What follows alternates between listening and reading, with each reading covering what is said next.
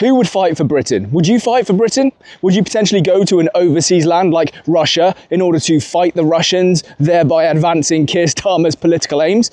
Maybe you would. Some people definitely would. If you'd asked me a year ago, my answer would have been a resounding yes, because I was an officer in the British Army. But what about you?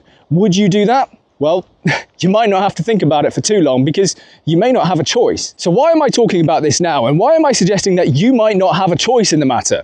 Well, because there's been a flurry of articles in the British press just over the last couple of days, all talking about conscription. And it feels, to me at least, a little bit like the government are just testing the waters and planting the idea in the minds of the British people.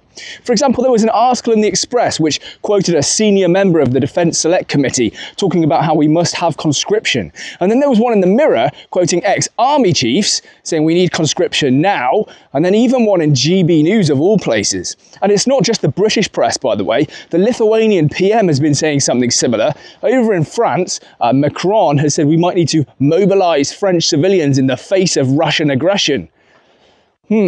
Interesting. Now, whether or not this is actually going to happen is one question, but there's another question you need to answer before that. Could it happen? Could it be done? Is there anyone in Britain that you can conscript to go and fight an overseas war? Now, the way I see it is that in society we have three sort of distinct groups of young men. You have the left-leaning sort of socialist types, then you have the right-leaning sort of patriot types, often a little bit older, and then you have the foreigners. And I'll define foreigners a little bit better later. But let's start with the left-leaning types. Are they going to fight for Britain? Well, no.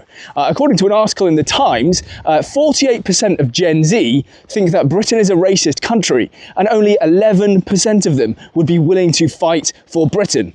That's really bad, because Gen Z is the bulk of your fighting age male population, and they're pretty much all saying, no thank you. Now, of course, it's perhaps a little bit unfair to assume that all of Gen Z are left-leaning, but since 48% of them think that Britain is a racist country somehow, I'm going to go with, yeah, they're pretty left-leaning. And younger people tend to be anyway. Take a listen to what they have to say for themselves. I feel like I don't have as much sort of connection for fighting for what our country would be fighting for at the minute. I feel like the history of Britain is not something that I'd really like to put my name behind. I wouldn't find myself being too proud to stand on the front lines of a country. Probably the colonisation aspect being the bigger aspect, especially kind of like the way that the political stance of the country is standing for itself at the moment. Well, it seems as though our colonial history is getting in the way of young men wanting to fight for Britain. Who would have thought that raising an entire generation of people to hate their own country might have some adverse consequences? Anyway, the next group are foreigners. And when I say foreigners, I just mean people who aren't ethnically English, Irish, Welsh or Scottish, and they don't really see this as their ethnic homeland, because it isn't.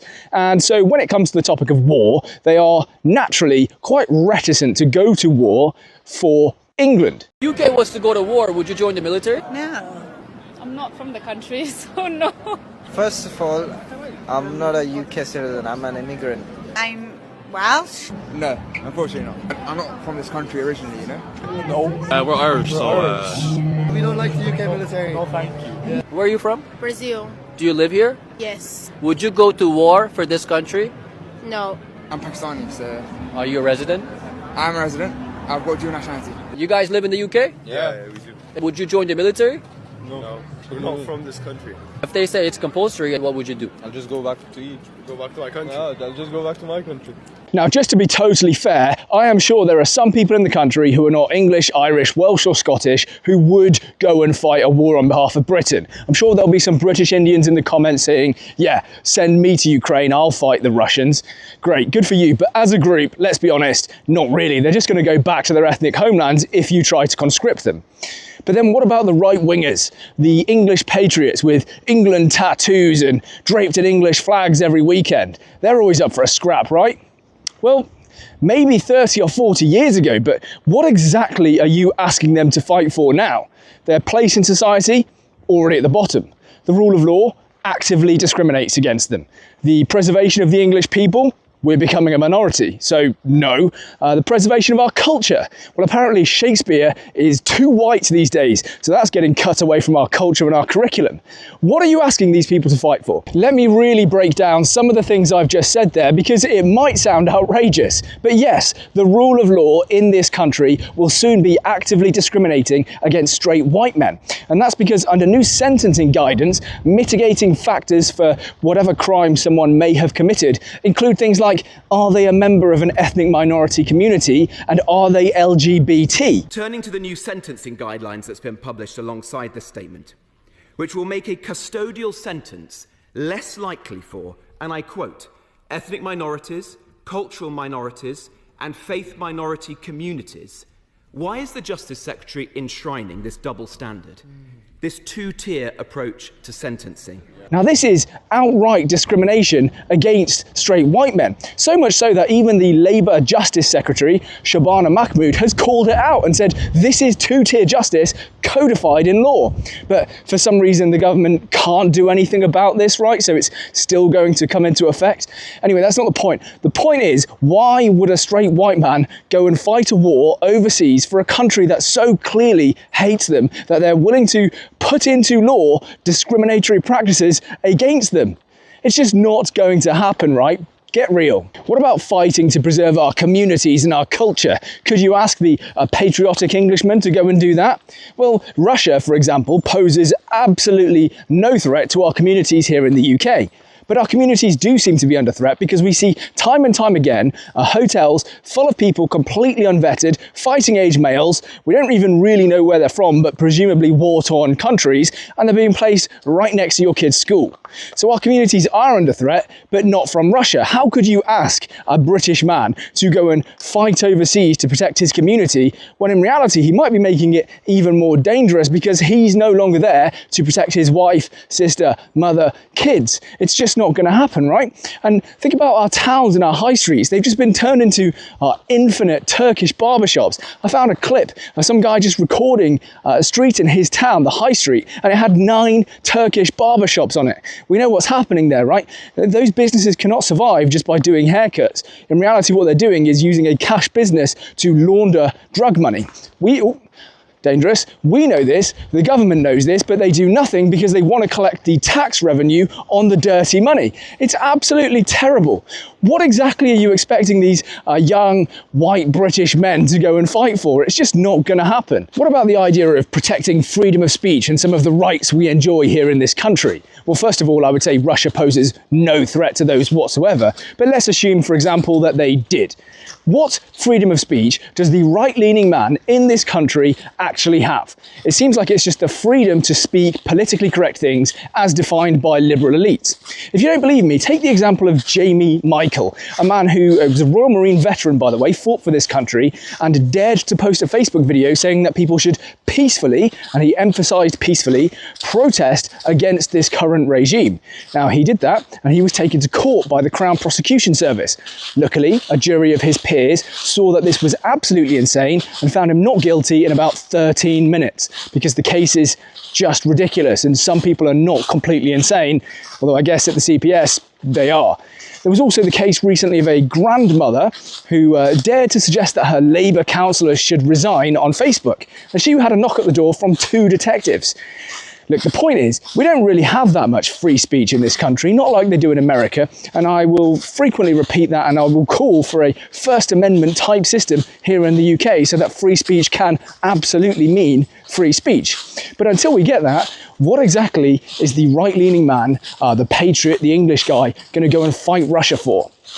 Nothing. Let me be really clear about this. Why would an Englishman go to Ukraine to fight against Russians just because they shouldn't be in Ukraine? When here in the UK, we have 1 million people who are here illegally. Why would I go and fight Russians in Ukraine when the problem is even bigger in the UK? It doesn't make any sense. When Somalis in London, 72% of them are living in social housing paid for by your taxes. When activist judges decide, for example, that we can't deport this man back to Albania even though he's a criminal because the chicken nuggets in Albania don't taste nice enough. It's absolute insanity.